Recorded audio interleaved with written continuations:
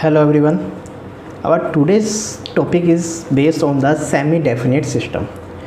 हम यहाँ पे सेमी डेफिनेट सिस्टम का न्यूमेरिकल डिस्कस करने जा रहे हैं और यहाँ पे हमने टॉर्शनल सिस्टम लिया है, torsional semi definite system. Okay, let us start. देखिए टू इक्वल मासेस, अगर हम आप यहाँ पर देखें तो यहाँ पर देखें तो यहाँ पे है 2 इक्वल मासेस हैं जिसका वेट क्या है 400 न्यूटन. रेडियस ऑफ जायरेशन इसका दिया है. रेडियस ऑफ जायरेशन देने का पर्पज़ होता है कि इसमें क्या है, मास मोमेंट ऑफ इनर्शिया इन्वॉल्व है. रेडियस ऑफ जायरेशन का मतलब होता है कि मास मोमेंट ऑफ इनर्शिया इसमें इन्वॉल्व है. क्लियर. और दोनों मासेस क्या है, उसके अपोजिट एंड पे एक शाफ्ट है, उसके अपोजिट एंड पे दोनों मासेस अटैच हैं. Shaft is 7.5 centimetre dia for the first 25 centimetre length. Shaft जो है 60 सेंटीमीटर लॉन्ग है. उसका जो फर्स्ट 25 सेंटीमीटर पे चलिए हम शाफ्ट ड्रॉ कर लेते हैं साइड बाय साइड कि शाफ्ट की ये लेंथ है सपोज 25 सेंटीमीटर. क्लियर. और इसके लिए इसका जो डाया है वह 7.5 सेंटीमीटर. मीन्स इसका सपोज ये D1 है 7.5 सेंटीमीटर. क्लियर. कितनी लेंथ है ये, सपोज ये है 25, इसको ले लेते हैं L1. क्लियर. उसने कहा कि 12.5 centimetre dia for the next 10 centimetre. अब नेक्स्ट 10 सेंटीमीटर के लिए इसकी लेंथ है 12.5, मतलब कि इससे ज़्यादा होगी. और ये कितनी है लेंथ L2 कितने सेंटीमीटर के लिए, 10 सेंटीमीटर के लिए. और इसका डाया कितना है 12.5 सेंटीमीटर. क्लियर. फिर उसने कहा कि and 8.5 centimetre dia for the remaining of its length. It means कि रिमेनिंग लेंथ के लिए इसकी जो डाया थोड़ा इससे कम होगा पुराने वाले से, और वो कितना है हमारा 10 सेंटीमीटर डाया है नेक्स्ट लेंथ के लिए. तो 25 + 10 35 एंड हमारी टोटल लेंथ थी 60, तो मीन्स ये भी कितना होगा 25. क्लियर. तो ये लेंथ है थर्ड, और इसके लिए भी ये लेंथ थर्ड कितनी है हमारी 25 सेंटीमीटर. और इसका डाया है D3 कितना है 8.5 सेंटीमीटर. क्लियर. अब उसने कहा है कि इस शाफ्ट के दोनों एंड पे इक्वल मासेस लगे हैं. इस शाफ्ट के दोनों एंड्स पे इक्वल मास अटैच है. तो हमने यहाँ पे क्या इक्वल मास ले लिया है. ये क्लियर. अब इसका मास क्या है, पहले का मास सपोज ये है W1 = 400 न्यूटन. इसका मास कितना है W2 = 400 न्यूटन. ठीक है. रेडियस ऑफ जायरेशन दे रखा है इनका.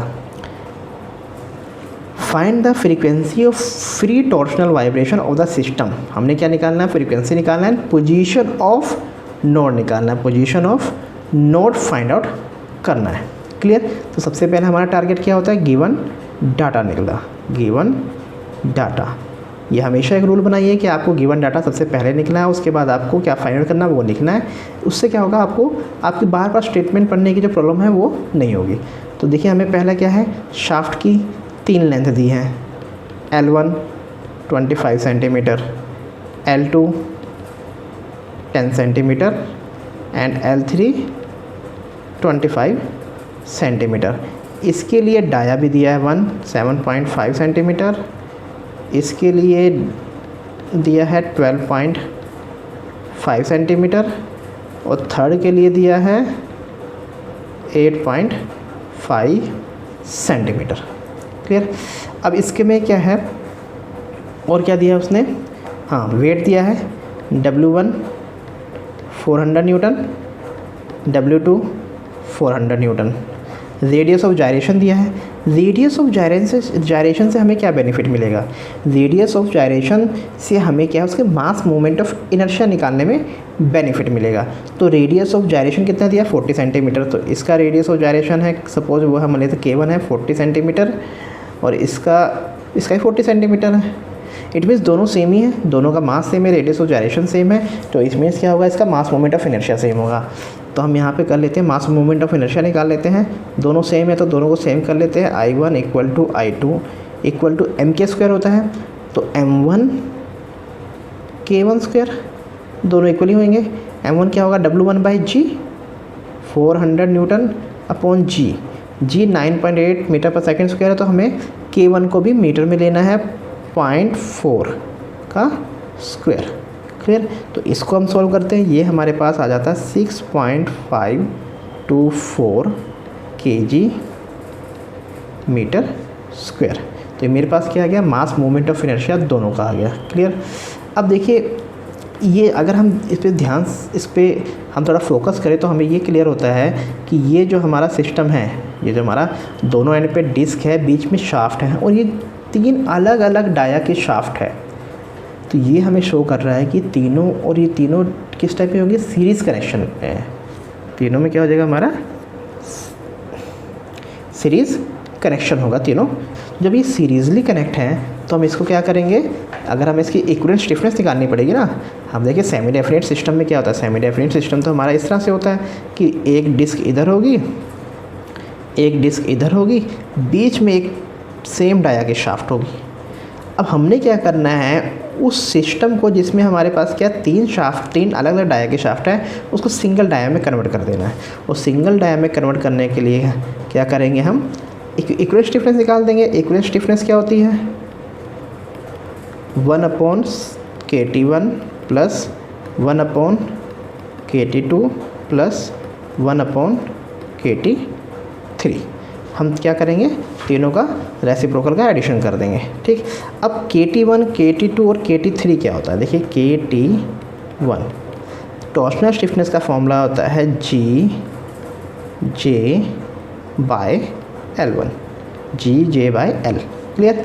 G कितना है हमारे पास, 0.84 इंटू 10⁻11 न्यूटन पर मीटर स्क्वायर। ओके, J1 क्या होगा, π/32 D1 की पावर 4। D1 हमें दे रखा है सेंटीमीटर में। क्लियर? D1 हमें किस में दे रखा है, सेंटीमीटर में। तो हम उसको किस में कन्वर्ट कर देंगे, मीटर में। D1 हमें कितना दे रखा है, 7.5 सेंटीमीटर, हम इसको मीटर में कन्वर्ट करेंगे। क्लियर? तो मीटर में कन्वर्ट कर दीजिए, 7.5 इंटू 10⁻⁻2 का स्क्वायर, पावर 4 π/32 D की पावर 4 अपॉन L1। तो L1 लेंथ कितनी थी, वो 25 सेंटीमीटर। तो ये हमारे पास कितनी आ जाएगी, 0.25 मीटर। क्लियर? तो हम जब इसको सोल्व करते हैं तो हमारे पास KT1 आ जाता है 10.43 इंटू 10⁻5 न्यूटन मीटर पर रेडियन। क्लियर? ये हमारे पास आता है KT1। सिमिलरली हम KT2 निकाल सकते हैं, GJ/L। क्लियर? इससे हमारे पास ये आ जाता है 201.2 इंटू 10⁻5 न्यूटन मीटर पर रेडियन।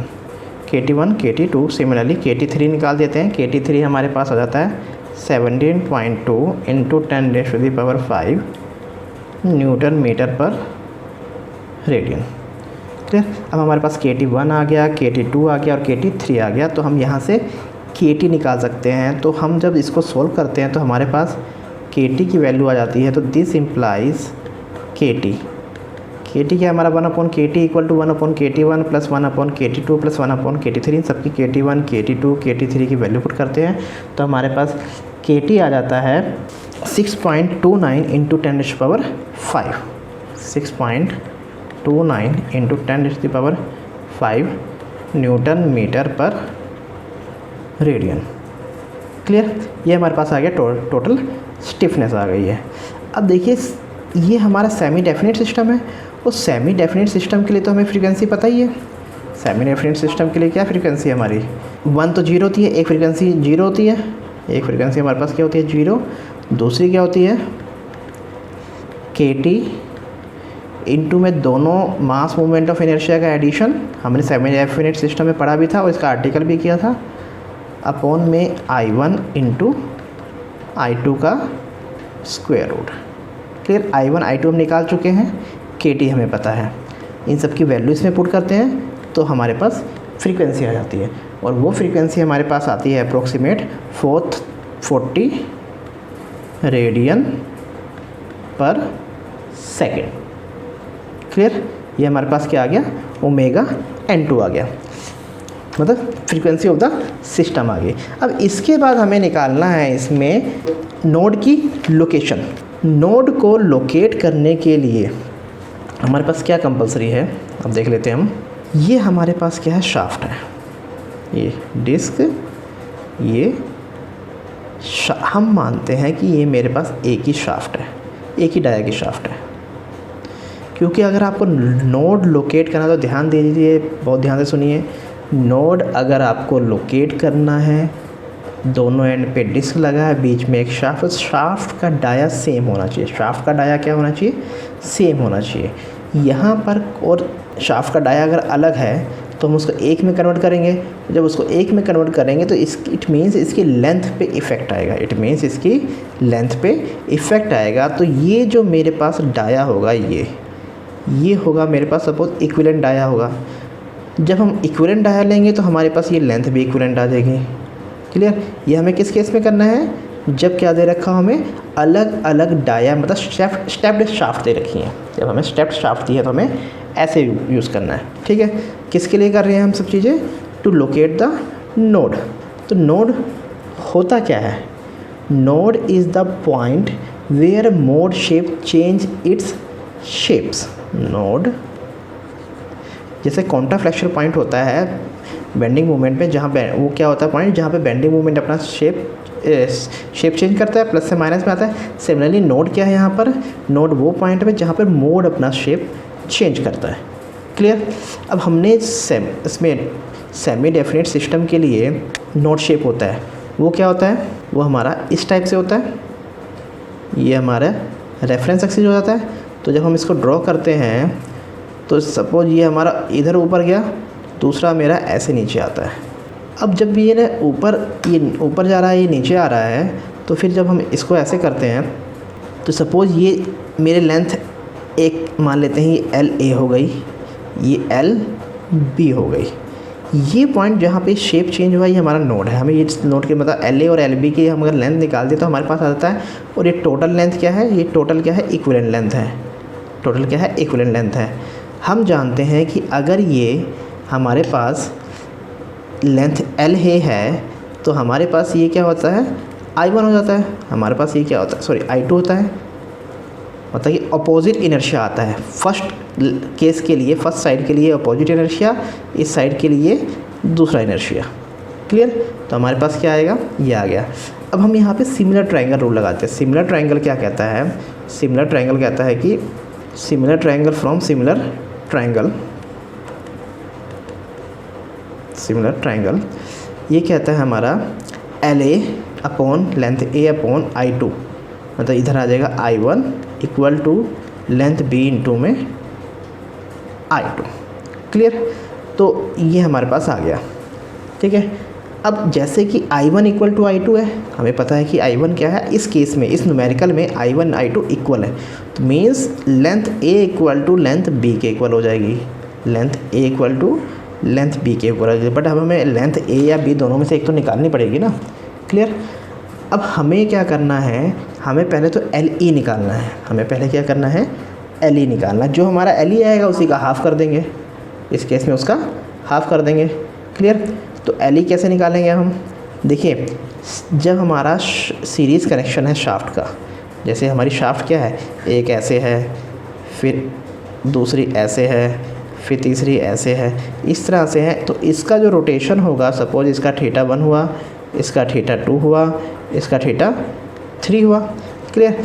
तो अगर हम इसको एक इक्विवेलेंट शाफ्ट में कन्वर्ट कर रहे हैं और उस शाफ्ट का रोटेशन हो रहा है थीटा, तो ये थीटा है तीनों के रोटेशन का इक्वल होगा। ठीक है, तो थीटा क्या होगा, theta 1 plus theta 2 plus theta 3। और थीटा का फॉर्मूला क्या होता है, टी एल अपॉन जी जे। क्लियर। अब ये इक्विवेलेंट लेंथ है तो इक्विवेलेंट हो जाएगा, ये इक्विवेलेंट डाया के लिए तो इक्विवेलेंट क्या हो जाएगा, जी हमारा सेम है, मटेरियल सेम रहेगा, कोई चेंज नहीं, टी इक्वल रहता है। क्लियर। थीटा 1 क्या होगा, टी बाई जी तो सब में कॉमन है, L1 upon J1 plus T by G L2 upon J2 plus T by G L3 upon J3। Clear. T by G cancel हो गया तो मेरे पास एल ई आता है, L E upon J equal to L1 upon J1 plus L2 upon J2 plus L3 upon J3, ये आ गया। Clear. अगर हम इसको सोल्व करते हैं तो हमारे पास जे कितना है, जे है मेरे पास पाई बाय 32 डी की पावर 4।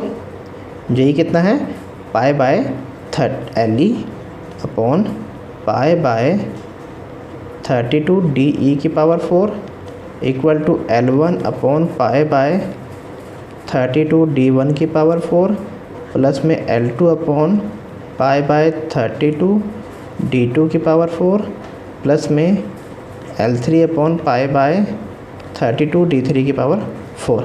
अब पाई बाय 32 सबसे कैंसिल हो गया तो ये एल ई मेरे पास आ गया है L1 D E upon D1 की power 4 plus L2 D E upon D2 की power 4 plus L3 D E upon D3 की पावर 4। तो ये मेरे पास इक्विवेलेंट लेंथ का फॉर्मूला आया है, ये आपको याद कर लेना है। हर बार आपको ये यहाँ पे ये हर बार सॉल्व करने की ज़रूरत नहीं है न्यूमेरिकल में, आप बस ये फॉर्मूला याद कर लीजिए, L E equal to L1 D E की power 4 D E upon D1 की पावर 4 प्लस L2 इंटू में डी ई अपॉन D2 की पावर 4 प्लस L3 इंटू में डी ई अपॉन D3 की पावर 4। क्लियर। देखिए अब यहाँ पर भी एक ट्विस्ट है कि आपके पास तो इस वाले केस में कितने थे, 3 डाया है, इस वाले केस में 3 डाया है।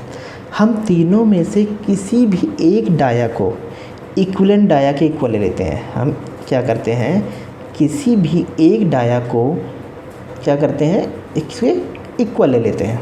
Late D E equal to 7.5 centimetre था, जो हमारा क्या था 7.5 सेंटीमीटर के इक्वल ले लेते हैं, 7.5 सेंटीमीटर के इक्वल ले लेंगे।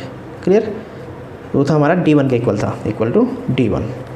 क्लियर। तो जब हम यहाँ पे इसको पुट करेंगे तो हमारे पास L1 पता ही है हमें, L2 पता ही है, L3 पता है, D1 पता है, D2 पता है, D3 पता है, DE नहीं पता था, DE हमने मान लिया। तीनों में से किसी एक डाया के इक्वल ले लीजिए, तीनों में से किसी एक डाया के इक्वल ले लीजिए। आपका डाया चेंज होगा तो लेंथ भी चेंज हो जाएगी, उससे कोई घबराना नहीं। किसी एक स्टूडेंट का आंसर कुछ हो रहा सकता है एल ई, किसी दूसरे स्टूडेंट का आंसर कुछ हो रहा सकता है, क्योंकि वो डाया अलग अलग हो रहा है। क्लियर। अगर डाया चेंज हो रहा है तो लेंथ भी चेंज होगी, जब लेंथ चेंज होगी तो हमारा नोड भी चेंज होगा। ठीक है। तो एल ई इस केस में हमारे पास आ जाता है, जब हम इसको D1 के इक्वल 7.5 सेंटीमीटर के इक्वल ले रहे हैं तो ये हमारे पास आता है 41.45 सेंटीमीटर, 41.45 सेंटीमीटर। क्लियर। ये मेरे पास एल ई आ गया। ठीक है। तो नोड क्या था मेरा, L E equal to L A plus L B, और दोनों लेंथ मेरे पास सेम है, दोनों लेंथ क्या है, इक्वल है। तो this implies L A equal to L E by 2।